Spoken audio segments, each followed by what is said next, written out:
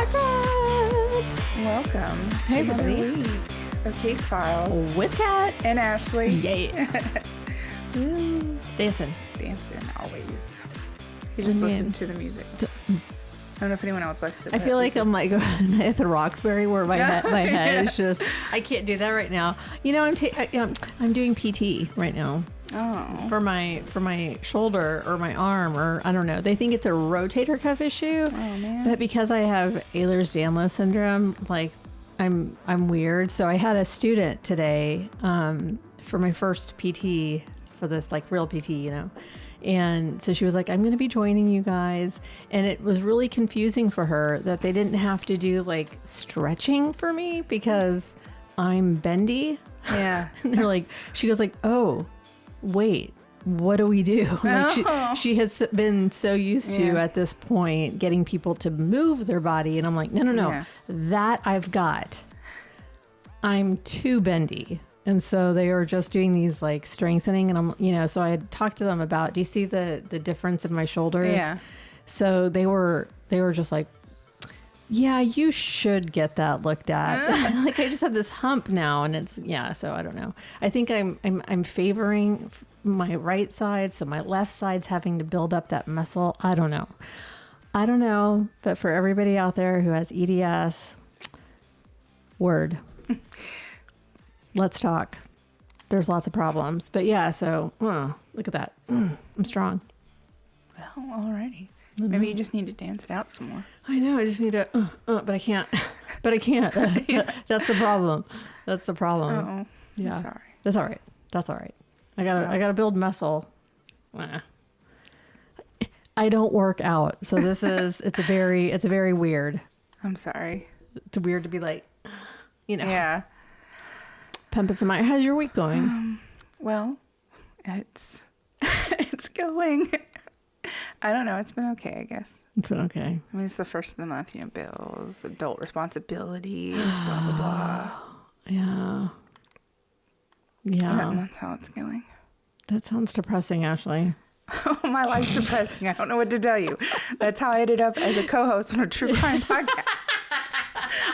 My life is depressing. Oh, that's wonderful. Sorry, I don't have better news for you. I know. That's wonderful. I mean, people come to us to be uplifted, Right. to feel inspired by two women just making it. And here you are, just letting our fans down. What else is new? I don't know what to tell you. If they're looking for me for positivity, Let's talk they about came dead to the people. wrong place. Let's talk about dead or missing people. Let's go. Let's brighten those days. Yeah. Anyway, you're not drinking. Do you want to drink? I don't think I have any non-IPAs. I can look, though. If you would like to look, sure. If not, I'm okay. All right. Well, I guess you can tell us what you're drinking when you get back. It's called Math is Hard. Math is hard. That's why I'm a communications major. She's like frantically digging through her fridge. Unless you want to do shots. I got shots. No, it's okay, really. I got so much crap to do after this. Anyways, We offered her chili. She declined. I know. I'm sorry. That's all right. Anyway. You know, I'm waiting.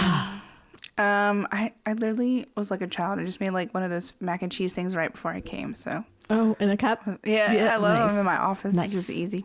Anywho, now that we all have your attention, for this true crime podcast, I guess I'll get started. Are you ready? I'm ready. Okay, great. Oh, I was born ready. Oh shit. Okay, well, calm down. It's not. Anyways, okay. So on October 18th, 2003, Brandon Rumbaugh, who was 20 years old, and his girlfriend Lisa Gurrieri, 19 years old, were found dead in Bumble Bee, Arizona. So I originally heard about this case from TikTok. It's a lady, one crime at a time, and she just does like these small clips of cases, and it was fascinating to me. She was asking what people's theories were, because when you see the pictures from the crime scene, which I'll post on Facebook, it's really bizarre. Like, just the pictures that are in evidence. And so, and I'll talk more about it, but so it got me intrigued. So I started looking more into the case, and that led me to a podcast. I don't know if you've ever listened to the Unresolved podcast. I've heard of it. Yeah. Okay. Well, he does really, really deep dives into cases. And so I listened to that one. And then I also listened to True Crime Arizona. All of them are fabulous. All of them do really, really deep dives. Awesome.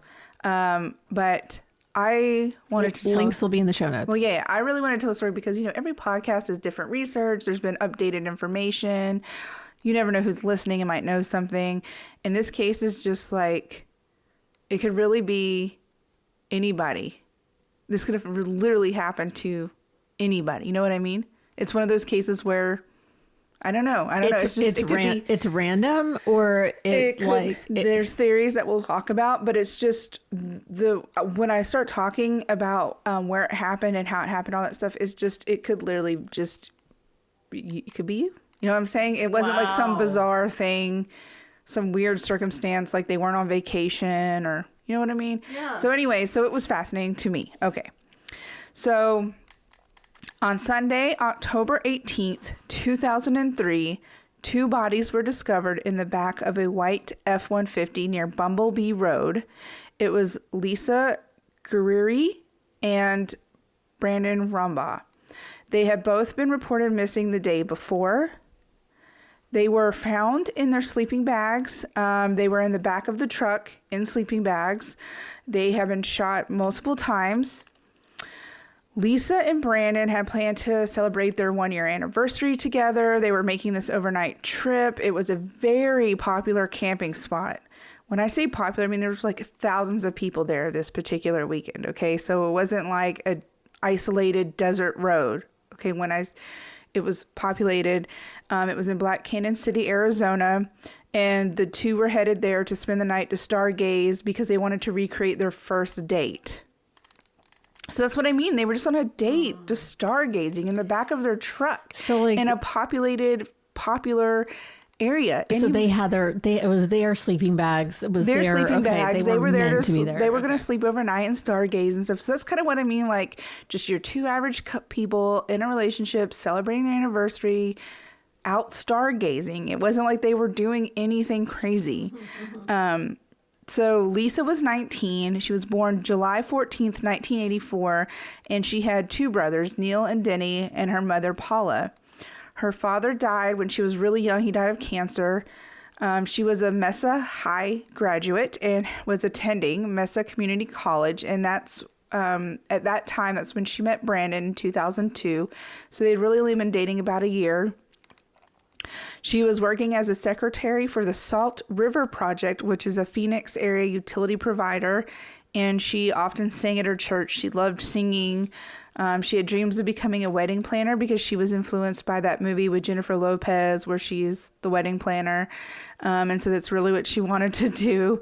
And in a 2019 interview, her uncle Mike described Lisa as a wonderful singer, and she always had a smile on her face. They were very close because her uncle had promised her father that he would take care of her when the father passed away. So he really just took on that kind of father role and raised her as if it was one of his own children. When did she lose her dad? It didn't say the exact age. It just said she was really young. Okay. So her brothers were a little bit older, but she was real young when he passed away. And so Mike kind of stepped in and kind of, helped raise her. And so they were very close. And he actually didn't know she was on this trip because she had asked her mother not to tell him because she was basically afraid he would worry too much or not let her go. So he didn't even know. So it's kind of, he later on said he felt guilty that he didn't, he couldn't protect her basically. Anyway, so Brandon was 20. He was born May 7th, 1983. He was an Arizona State University student who dreamed of opening a gym someday, and he was truly loved by so many people. He was born to Robert and Desiree Rumbaugh and had a sister named Jessica. His mother would describe him as a joyful child, as a goofball, just really lovable. He was a natural performer. He enjoyed dancing, playing instruments. When he was in high school, he was actually the only male member of the high school dance company. Hey. Yeah. After graduating high school, he served in the Marine Reserves, but he was medically discharged after 2 years for a knee injury. And it was this knee injury and the desire to get back in shape that led to his love of like physical training and wanting to own his own gym. So that was his motivation for that. And so according to Paula, which was Lisa's mom, the couple was engaged, though she claimed she never actually saw a ring. And she also stated that he treated her like a queen. She said that basically anybody that knew them said they were just like the perfect match. Paula would go on in an interview for the Arizona Republic and say the sun set and rose on Brandon. They would play a lot. They would tickle each other. He would constantly have his arm around her or holding her hand. Both of them loved each other so, so much.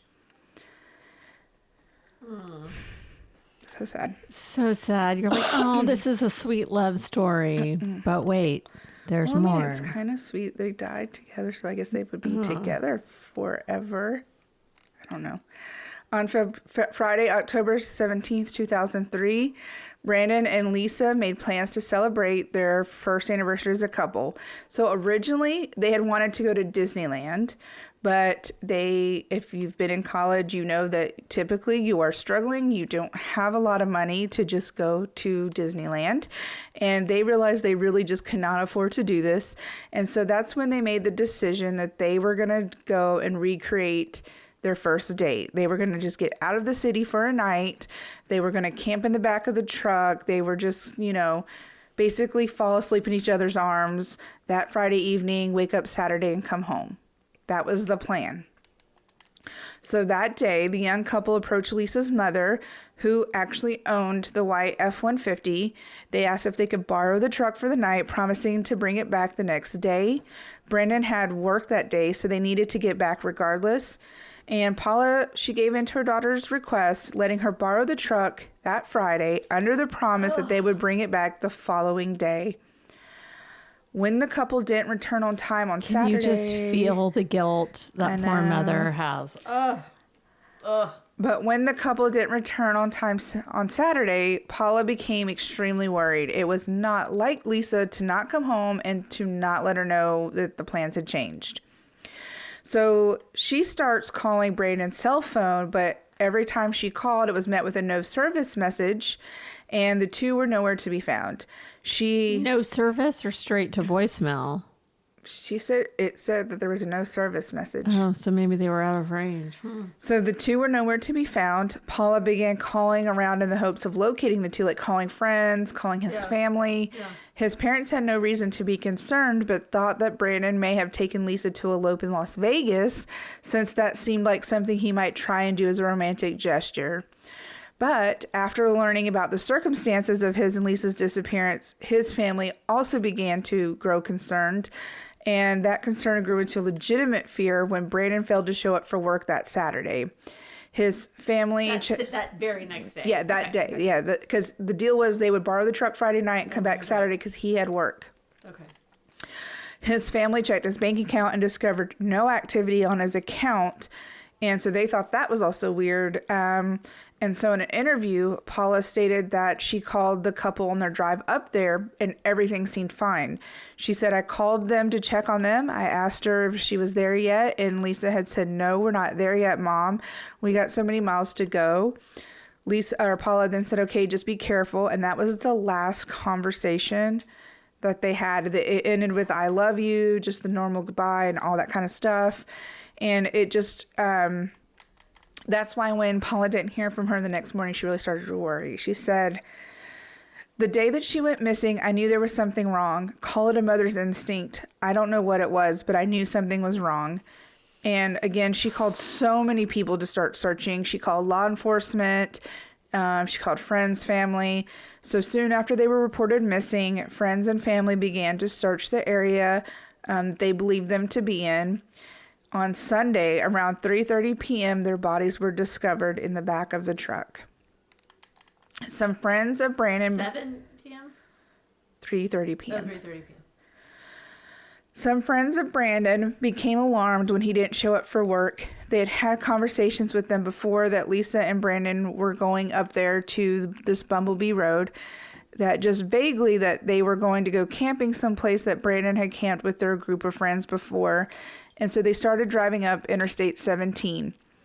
I believed that they went all the way up and drove around. They knew it was somewhere pretty close to the interstate. And so they would get off at an off-ramp and drive around. They didn't find them. They kept doing that until they got down to Bumble Bee Road, and then they saw the truck, and then they went and found the two of them in the bed of the truck. So Commander Bowitz, he is a current member of the county sheriff's office there, and so he was saying basically the friends were the ones that found them. The friends were driving around because they knew where they would hang out, and they knew that Brandon and Lisa had told them that they were going to stay somewhere where they had been before, and so that's where they had been before.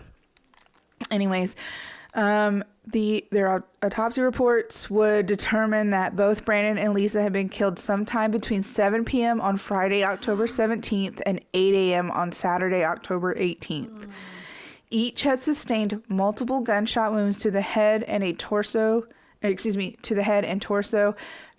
a .25 caliber handgun, which was, they said, an odd choice for a crime like this because, for one, they are small caliber and they aren't very common. The exact model of firearm used has never been disclosed, probably because, that's something that the investigators wanted to hold on to for potential leads.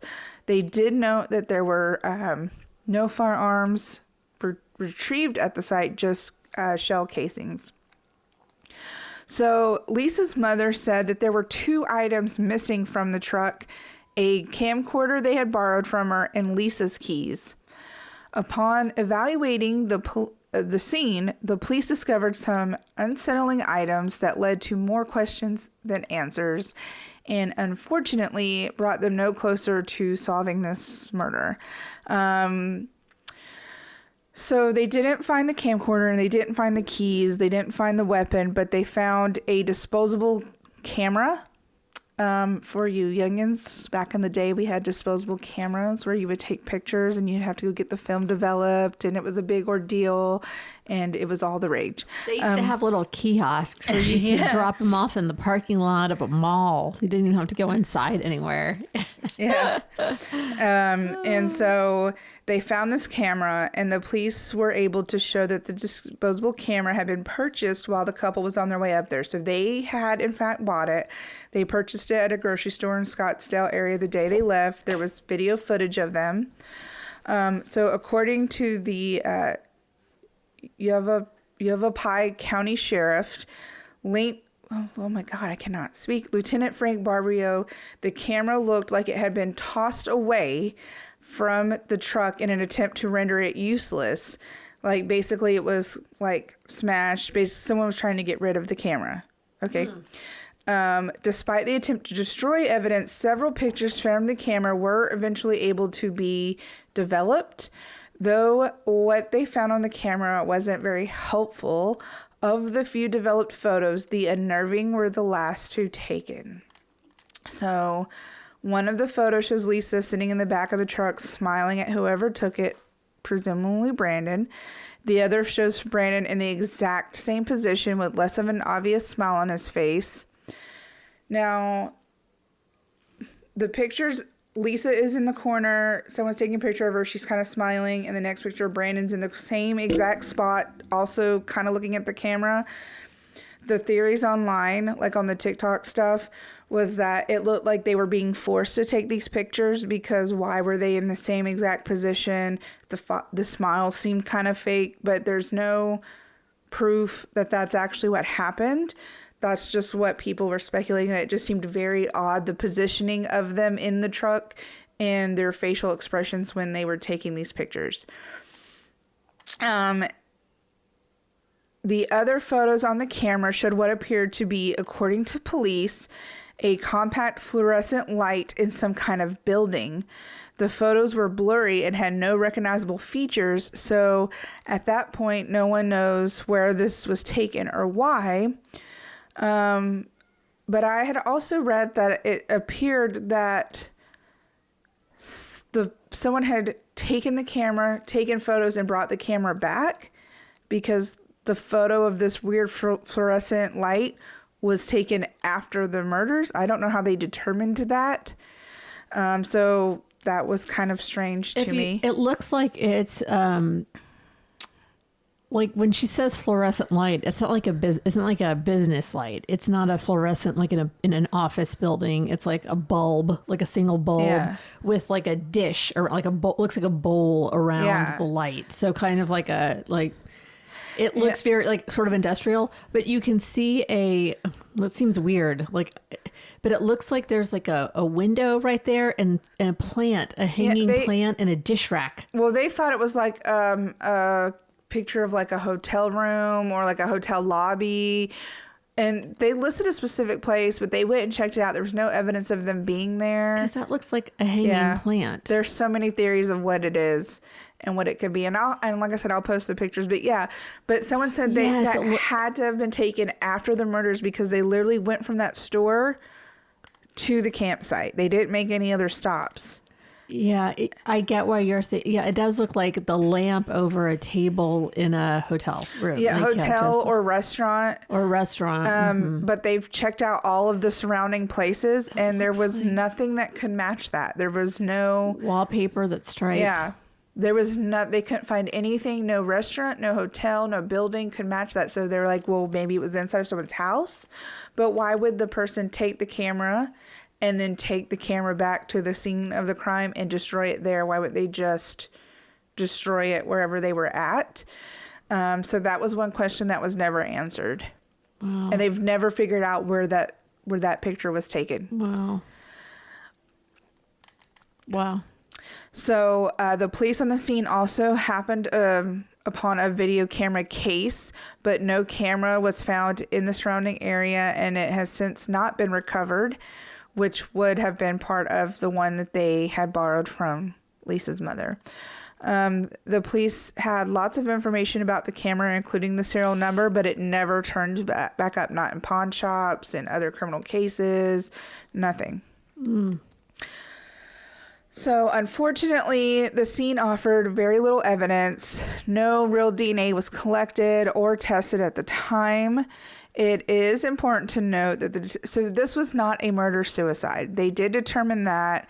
They said there was enough evidence to determine someone had actually murdered both of them. Well, yeah, because you said he had multiple gunshot wounds. They both had multiple gunshot wounds to the head and the torso, but just also they were literally so in love, so ridiculously in love. How would you multiple shots in the head and then multiple shots in your own head? There was no weapon, so like how would a dead person dispose of the gun? Like there was, just that part. Yeah. Right. So in addition, they found no evidence of a robbery other than the missing video camera, and they could confirm that neither drugs or alcohol were involved as far as Lisa and Brandon go. Okay. Like they didn't have any drugs or alcohol in their system. Oh. The police at the time said they believed there were around 1,000 people staying in the area near the couple's campsite. Many of them were investigated and were cleared. There was a report that the night before, a man described as being tall, husky, white, and possibly in his 40s, wearing a white t-shirt and blue jeans, had been seen arguing with Brandon. Like they were arguing in the doorway of Brandon and Lisa's apartment. But no one knows who that man was, and no one knows what the argument was about, but it happened around 10 p.m.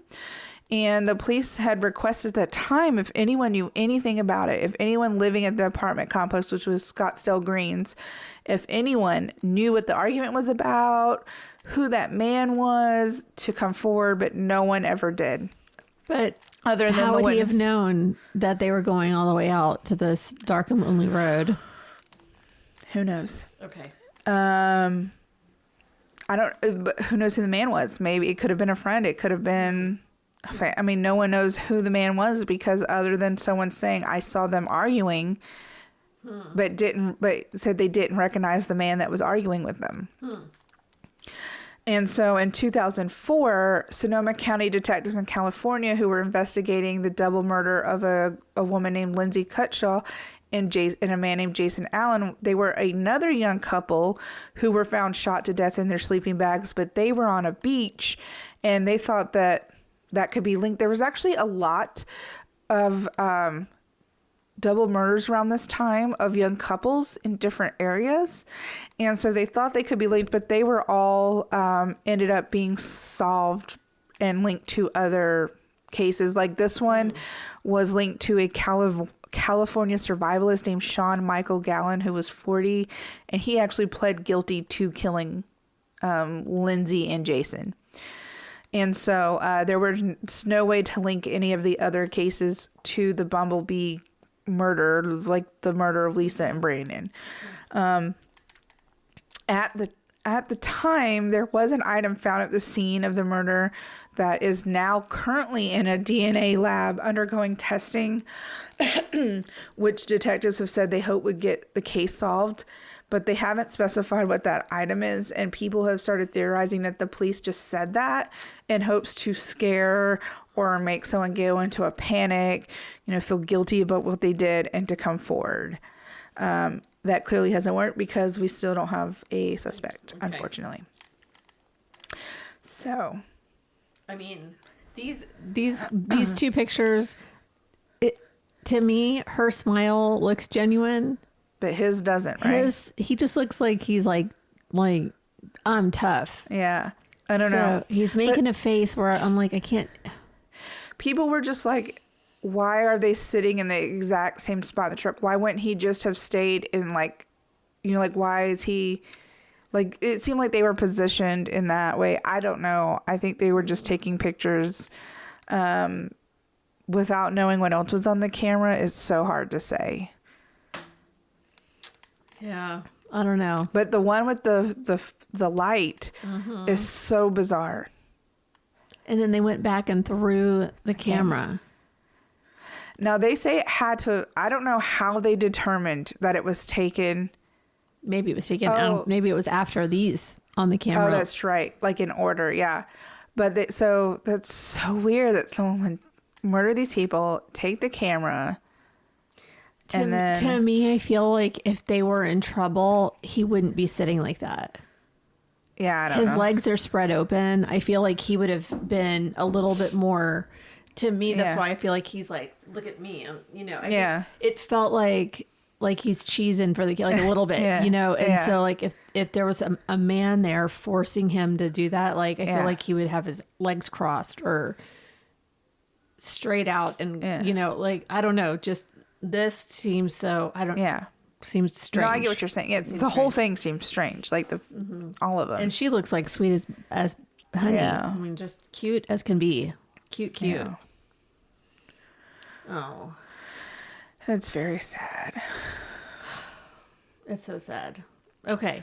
So, the first theory is that someone within the couple's friend group actually committed the crime.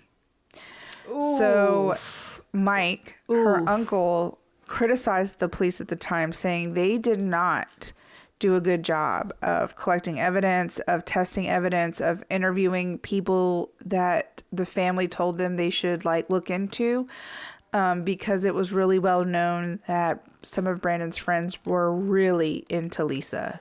Oh.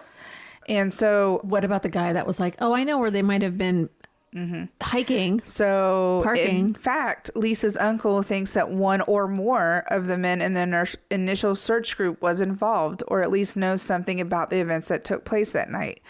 According to him, one of their close friends had extremely strong feelings for Lisa and wanted to be with her, which in Mike's mind gave the friend a motive for the murders.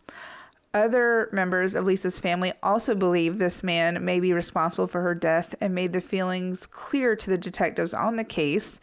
This belief was further fueled by the fact that shortly after the murders, the suspect in question packed up his belongings and fled the state. According to Mike, this man's home was completely emptied When they found it, he had left no trace of evidence that he ever lived there. This house was cleaned out. And that explains this face of Brandon's. Because he looks like, why the fuck? Now that this looks like, why the fuck are you here? Yeah. Why are you taking a picture of me? Yeah. That's what that face looks like. Yeah. Why are you here? And she's just like, oh, hey, Brandon's friends. Yeah. And he's like, why are you here? Yeah. If you look at it now, like that's... After knowing that, yeah. After knowing that, he's pissed. Yeah. That makes a whole lot of frickin' sense. Yeah. Like, you knew I was coming out here. Why are you here? Yep. Oh. So eventually this suspect was given a polygraph test, which he passed, and a result was cleared by detectives at that time. Though even Lieutenant Barbeau has stated that he wouldn't have cleared someone just based on the polygraph test and would like to re-interview that suspect. This is someone who's investigating. He also agrees with Lisa's uncle that the scene should have been processed more thoroughly and more evidence should have been collected at the time. Yeah, you said that they didn't collect any DNA evidence. Other than the one piece that's supposedly in the lab now. But they didn't supposedly they didn't collect any DNA evidence. Did they keep the sleeping bags? Because there could have been hair fibers. I mean, that could be where the DNA came from. I don't know. Oh my God. They didn't do a real good job of reporting what they had. They supposedly kept a lot of things from being published because they wanted something if they arrested a person. They just honestly did not do a very good job of documenting everything. No, they didn't. They didn't interview the friends. Like, how did the friends know exactly where to go, really? I mean, really. But other than the family, like Lisa's mother and the friends, Brandon's friends, not Lisa's friends, Brandon's friends, no one knew where they were going. And Brandon had stayed there. He only knew of the spot because Brandon and his friends had camped there before. That's like having that guy, you know, the guys that help out the cops. Yeah, I'm help. I'll be the spokesperson on TV for this missing child. You know? Yeah. Like, oh. So, the second theory comes from Deborah West, and she is a cold case volunteer. Now, she was still working on the case as late as of 2023. I don't know if she's still working on the case, but as of 2023, she was. Wow. She feels that the couple they were killed by a stranger during a vehicle robbery gone extremely wrong. She believes that based on the evidence, it's likely someone attempted to steal the truck and was caught off guard by people sleeping in the back. Because again, they would have been in their sleeping bags. And so if someone had just come up to the truck thinking they were campers hiking somewhere or staying in a tent, they wouldn't have seen them in the back. So she believes that based on the evidence, it's likely someone attempted to steal the truck. They were caught off guard by people sleeping in the back, and as a result, shot the pair in the heat of the moment. She feels this is a strong possibility because a similar crime was committed 6 months later, a few miles away from where they were killed. In that case, 2 men were shot dead in Crown King and their truck was stolen. Unfortunately, the only suspect in that case was unable to be questioned about this case because he was later found in Colorado dead by suicide. Donna thinks the case would be solved with the help of DNA testing, which the family hopes would happen. But again, if the cops didn't preserve the evidence or didn't collect the right evidence, I don't think it was a robbery gone bad, because why would they have taken the camera? Why wouldn't they have just moved the bodies and still taken the truck? Like, why didn't they take any of their belongings? Like, it didn't seem like a robbery gone wrong. You know what I mean? Like, they would have... The keys, you know what I mean? Like, it just doesn't seem to me like a robbery gone wrong because, yeah, the keys were missing, but they still didn't take the truck. And then they just, like, jumped in the back and shot these 2 people. Like, it seems like they would have gotten out of the truck to confront the person trying to steal the truck. You know what I mean? Like, it seems like it's a stretch to think that nothing else was gone. And that they didn't check the back of the truck before trying to steal the truck. I feel like they would have looked to see, if you're stealing the truck, I feel like they would have checked the back, like the bed of the truck. It's not like a trunk. Like you could easily see into the back of it. And to jump to double murder is a pretty big jump. Like, we're going to steal a car. Boom, boom. Nope, sorry. We just committed double murder. Yeah. And again, they said it was the weapon was very bizarre because it was just not something that was commonly used. And so to have that on your way to rob a truck just seems weird to me. It seems like it was intentional. Were they shot all over their body? Or they were shot in the head and the torso. Just head and torso. Okay. Mm-hmm. Most people believe this case was personal, like very personal. Lisa's mother still believes that it was out of jealousy, that one of Brandon's friends wanted to be with Lisa. Does she have a person in mind? The one that skipped. Bolted, yeah. Uh-huh. They never released his name, so I don't know what his name is. But she believes that he wanted to be with Lisa, and Lisa was rejected. Very much in love with Brandon, and this angered the friend. And because Brandon and Lisa were so happy and so in love, that this person was jealous and went and killed him out of spite. Basically, like, if I can't have her, nobody can have her. Lisa's mother firmly believes that and does not believe that the suspect should have been let go after the polygraph test. I just got lots of chills all over my body. All over my body. Yeah. Like even on my neck, all over my body. Like, we all know polygraph tests you can't even use them in court, really. And so the fact that they just let this man go, even though he cleared out his house shortly after the murders and just like head to toe cleaned that house and disappeared. I heard this. It's like having a sandwich board that says "I'm guilty" around your neck. That's me. I did it. He was part of the search party. Oh, okay. Yeah. And he, you know what I mean? Like, he was the friend. He was the friend that was like, oh, I'm going to help you. And then bolted. And I mean, Jesus. I don't know. I just find it so strange. Like, your best friend and his fiance girlfriend were murdered horrifically. You were part of the search party that found them. And then you just clean your entire house and bounce and don't tell anybody where you're going or why you're leaving. You don't even like really stick around to grieve or... I don't know. Why didn't they release such an extreme his name? Reaction?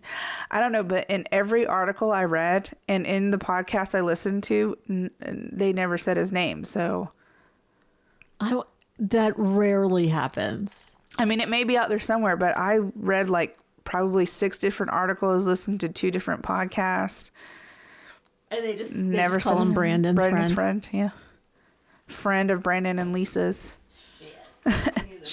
She's refueling. I know. Sorry, I'm just like that.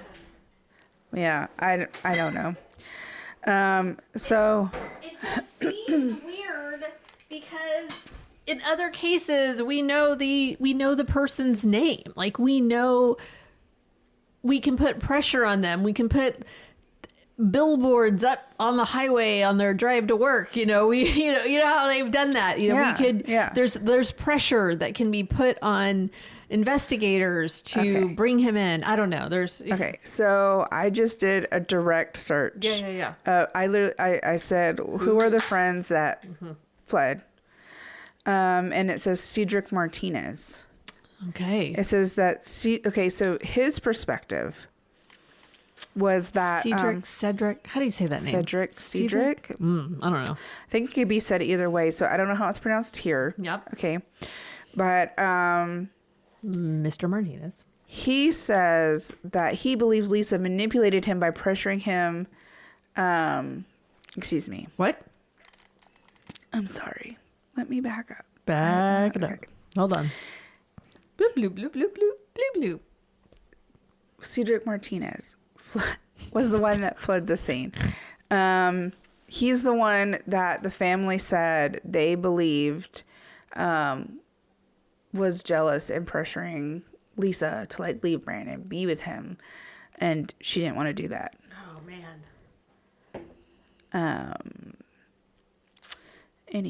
as it currently stands, this case is unsolved. And so where's he now? We don't know. I don't know. So there are a lot of people. Come on, sleuths.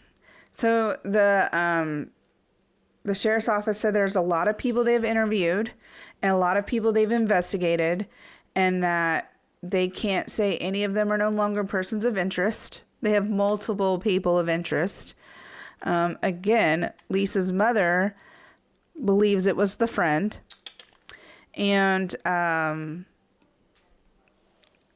you know, are you inclined to agree with her?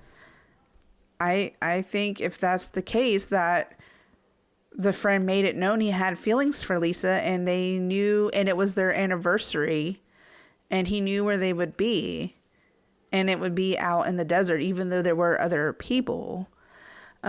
Which brings me to another point. If there were thousands of people, they didn't hear gunshots. There had to have been at least 4 to 5. Let's just say 1 shot to the head and torso for each of them. Wow. And nobody heard it? I find that strange. I didn't think about that until just now. But I find that really weird. That is really weird, because there would have been, I mean, it's quiet. There's not noise pollution, you know? And it would have echoed. Yeah. I don't know. I honestly cannot tell you. They didn't tell you what caliber, but they said it was a small 25. gun. It was a 25. I've never shot a 25, so I don't know what that sounds like. I'm sure it would still hurt my ears. 25 caliber handgun, which was an odd choice for a crime like this. 25s are small caliber weapons that aren't very common, is what they said. Lisa's mother was quoted saying, "This has been really hard. I lost my daughter and I lost my best friend at the same time. There is a $10,000 reward with anyone with information that leads to an arrest." And I'll post the number, but it's 1-800-932-3232. So it's still open. It's pretty much a cold case. They said they have people of interest, but they haven't released any of the names. So it's very unfortunate. Okay. So a 25 caliber gun can be loud, with gunfire noise levels potentially reaching 155 decibels, though still a smaller caliber than some other firearms. So 155 decibels is very loud sound level, comparable to a gunshot or a jet engine at close range, and can cause immediate hearing damage and physical pain. So, like if you popped a party balloon with a pin right next to your ear. Like that's the... Oh, weird. So like a riveting hammer is 130 decibels. A shotgun blast is 140 decibels. Propeller aircraft is 120 decibels. A chainsaw or a subway station is 100 decibels. A lawnmower is 90 decibels. So 155 decibel noise. 10 times. So you're saying you do think someone had to have heard that. We can hear a lawnmower down the street. Yeah. And we have noise, and we're inside of our house, right? Yeah. Like, yeah. That's loud. I will say that's the only place I saw that name for the friend. So I don't necessarily know that name is correct. So please don't quote me on that, because all of these other articles, I just did another search. None of them mention the friend's name, which I think is weird that the police reports wouldn't mention the name. But I haven't seen it anywhere at all. A jackhammer is 130 decibels. Yeah, I find it weird that the camera was 100 feet away from the truck and it was broken in half. And that's why they were only able to get the few pictures that they got. Damn. But But it's just, those were the last 3 photos on the camera. The picture of Lisa, the picture of Brandon, followed by the picture of that random fluorescent light. Yeah. Anyway, that sucks. Yeah. That sucks. It does seem weird that 8 to 10 shots happened and nobody heard anything. Yeah. No witnesses. No one has ever come forward, even with the rewards. The friend group never said anything else. Wow. According to Lisa's coworkers and families, she would not have had any, like, legitimately, she was just a sweet person, had no enemies. Brandon didn't have any enemies. Maybe one day another friend will come forward and be like, I know what happened and he just was afraid. Or I mean, it's been like 20 years now. I mean, like 22 years now. So, I mean, what are you waiting are they all for? alive? I don't know.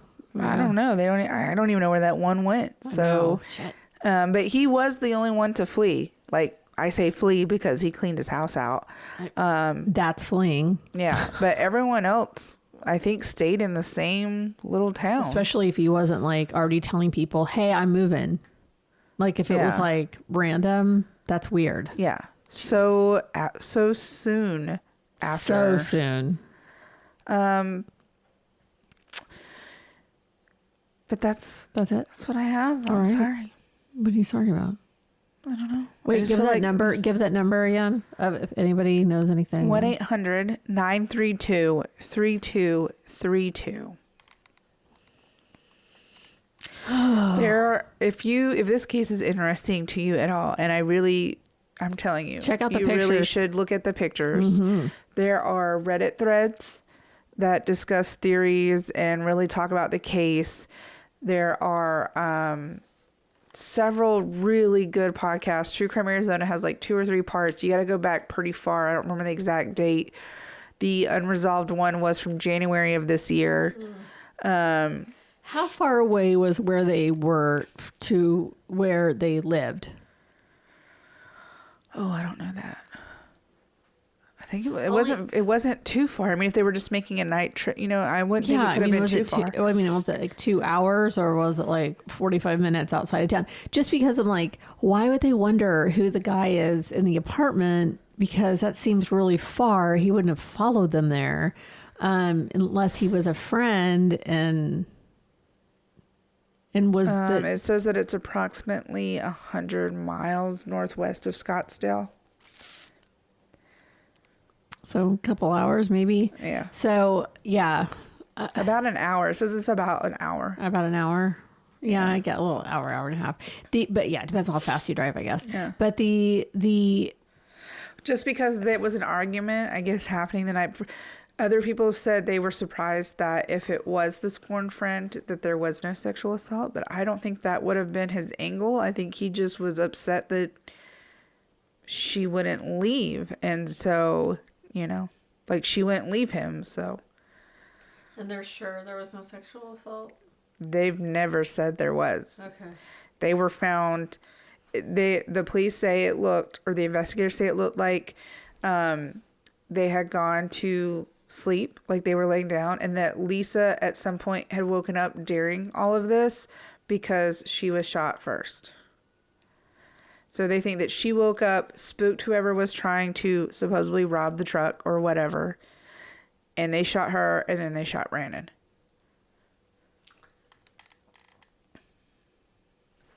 How did they know that? I'm not the investigator. Was she like in movement, or was she like, was she underneath her? Maybe just the time. I mean, I don't know, but they said there was evidence, which they did not specify, that she must have woken up, or that they feel like she woke up at some point during all of this stuff that was happening and spooked whoever was trying to take the vehicle, and they shot her, and then they shot Brandon. Do I believe that's true? No, I don't. I'm just telling you what they said. I don't believe a lot of what they said. That sounds weird. That sounds weird. Oh man. Now, yeah, this is going to be like, but what happened? It's one of those, it's one of those stories, but what happened? Man. Yeah. Well, thank you. Thank you for sharing. Oh, you're welcome. I hope that whatever they have in the lab is true and that it comes back and that they can close this case for the families and to give some justice for Lisa and Brandon, because they genuinely seemed like such a wonderful couple, in love, happy together, just wonderful people. They did not deserve that. They were so young and just had so much going for them, and it's just really sad. Really, really sad. And if it was one of their friends, what a piece of shit. But, you know, it often is someone you know. Well, unfortunately, I hope they find, at least just to give her mom and his mom or his family and her family peace, because I mean, the idea that they had their whole life ahead of them and they were happy that they were in love, that, you know, it just, it's so sad. No, they didn't deserve that. I mean, no victim of crime deserves it. So it's just, they were just kids in love. Yeah. That's so sad. That's so sad. There's lots of news articles, lots of videos. I really suggest, like, if you're interested, please go look at some of them. I mean, case was covered pretty extensively in their area where they live with the news articles, like ABC. A lot of them did really good interviews and stuff. So follow-ups over the years. You know, like keeping up with the mother and the family and asking, you know, where the case is and stuff like that. So, well, I'm reading a book. I may cover it next week if I can finish it. I'm over halfway through. It's very interesting. So we'll see if I can get through it. Oh my God, the ADHD and reading a page is a struggle. I'm like, wait, I just finished a page. I gotta go back. I gotta go back so I can remember, you know, like I'll read. I'm like, what did I just read? I do that with podcasts. I have to like rewind it and listen to what they're saying over and over. Oh, yeah. That's why I do something while I'm listening. Yeah. Like cleaning or whatever. She scared me. God, this child just scared me. All right. Oh, he doesn't feel good. Okay, everybody. We'll see you next week. It's okay. I got a baby that needs me. All right. Okay.